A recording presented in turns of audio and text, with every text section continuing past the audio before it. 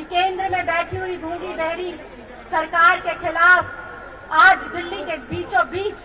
हम सब लोग देश की उन बेटियों के लिए न्याय की मांग कर रहे हैं जो पिछले 3 महीनों से ना जाने किस किस प्रकार के अपराधों का शिकार होती है। नंगा कर परेड करने की बात हो, अत्याचार की बात हो, बलात्कार की बात हो, सिर्फ मणिपुर ही नहीं, जब से केंद्र के अंदर ये गूंगी बहरी सरकार आई है तब से लेकर आज तक आए दिन क्राइम इंडेक्स के अंदर इंडिया में महिलाओं के खिलाफ अपराध दिन प्रतिदिन बढ़ते जा रहे हैं। यहाँ पर खड़े होकर सिर्फ किसी के खिलाफ बात करना और एक कैंडल मार्च निकाल देना, मुझे लगता है उन बेटियों के प्रति न्याय नहीं होगा, उन बेटियों के प्रति सद्भावना नहीं होगी। आज हमें यहाँ से आवाज बुलंद करनी होगी उस चौथी पास राजा के खिलाफ जिसको विदेश में घूमने का इतना लालच है, विदेश में अपने आप को चमकाने का इतना लालच है कि वो अपनी देश की बहन बेटियों पर हो रहे अत्याचार पर मौन धारण कर बैठ गया। ऐसी सरकार जब पद पर वो आती है उसका रिकॉर्ड अगर हम देखें, चाहे वो माननीय प्रधानमंत्री जी हो, चाहे वो इस ग्रह के, राज्य के गृह के और देश के गृह के सुरक्षा सुनिश्चित करने वाले गृह मंत्री हो, ये लोग ना तो प्रधानमंत्री है और ना ही गृह मंत्री है। ये लोग एक प्रधानमंत्री है जिसको रोज दिन कपड़े बदल कर फोटो सेशन कराना, अलग अलग देशों में घूमना और एक दूसरा जो गृह मंत्री है उसको किस राज्य का टारगेट कर उसकी सरकार को तोड़ना है। दिन प्रतिदिन बस इनका यही काम है। इनको इस बात की चिंता नहीं है कि कश्मीर से लेकर कन्याकुमारी, उत्तर से लेकर दक्षिण तक हम अपने देश की बेटियों की सुरक्षा कैसे सुनिश्चित करें, कैसे अपने युवाओं के रोजगार को सुनिश्चित करें, कैसे इस देश की एकता, अखंडता, भाईचारे को सुनिश्चित करें। ये वो देश है जिसके अंदर सरकार हिंदुत्व का नारा लेकर आती है, बेटियों को बचाने का नारा लेकर आती है, रोजगार देने का नारा लाती है, लेकिन 9 साल के अंदर उसके बिल्कुल उलट बात पाई जाती है। ये सरकार, ये वही सरकार है जिसने वर्ष 2014 के अंदर अपना भाषण में कहा था बहुत हुआ बेटियों पर वार, अब की बार मोदी सरकार बेटी बचाओ बेटी पढ़ाओ। वो ये कहना भूल गए कि जब हम सरकार और सत्ता के अंदर आएंगे तो हमसे ही अपनी बेटियों को बचाना। संसद के अंदर बैठे हुए तमाम सांसद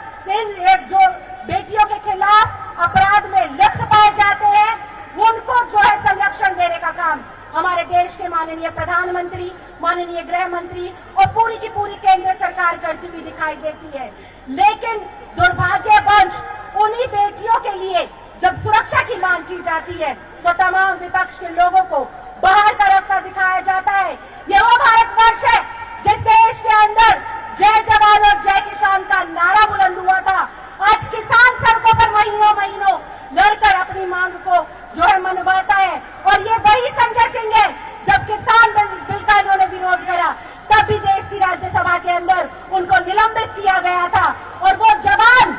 जो कारगिल के अंदर शहीद हुआ था देश की एकता, अखंडता और सुरक्षा के लिए पाकिस्तान के खिलाफ जिसने अपनी शहादत दी थी, आज उसकी धर्म पत्नी की नंद अवस्था में परेड कराई जाती है। शर्म आनी चाहिए ऐसी केंद्र की सरकार को जो कि मणिपुर के मुद्दे पर मौन होकर बैठी है। आज इस जंतर मंतर से हम लोगों को ये आह्वान करना होगा कि हम आने वाले समय के अंदर ऐसी सरकार को उखाड़ फेंकेंगे जो हमारी बेटियों की ना हो सकी, जो हमारी युवाओं की ना हो सकी, जो हमारी किसानों की ना हो सकी, जो हमारी महिलाओं की ना हो सकी और तो और भारत माता की भी नहीं हो सकी। भारत माता के नाम पर शोषण किया जा रहा है, दोहन किया जा रहा है, गुमराह किया जा रहा है। तो मैं बस इतना ही कहना चाहती हूँ कि मोदी तेरे राज में मणिपुर जल गया आग में, तो मोदी हटाओ,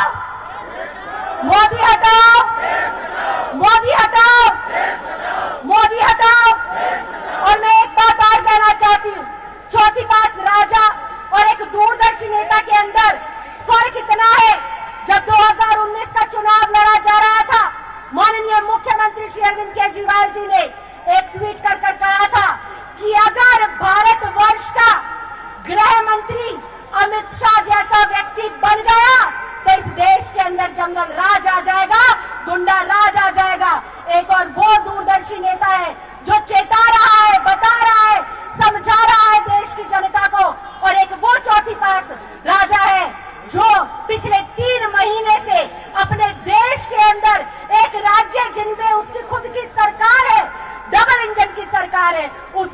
हुआ छोड़कर देश विदेश में अपनी इमेज चमकाने में लगा हुआ है, अपने आप को चमकाने में लगा हुआ है, मोदी मोदी के नारे लगाने में लगा हुआ है। तो ऐसा मोदी जो बेटियों के नाम पर मौन है, ऐसा अमित शाह जो देश की सुरक्षा, एकता, अखंडता के नाम पर चुप है, तो मैं आज यहाँ से आप लोगों से निवेदन करना चाहती हूँ, हम ऐसी उनकार बढ़ेंगे कि आने वाले 2024 के अंदर इनकी सत्ता को उखाड़ फेंकेंगे। जैसे निर्भया के दौरान पूरा देश एकजुट हुआ था, आज इन बहनों के लिए, आज मणिपुर की बेटियों के लिए देश के एक एक व्यक्ति को, एक एक भाई को और बहन को इकट्ठा होना है और उखाड़ कर फेंक देना है ऐसी सरकार को जो चुप है, निशब्द है, मौन बनकर बैठी है, जो बेटियों की सुरक्षा पर एक शब्द नहीं बोलती और विपक्ष से उनको इतना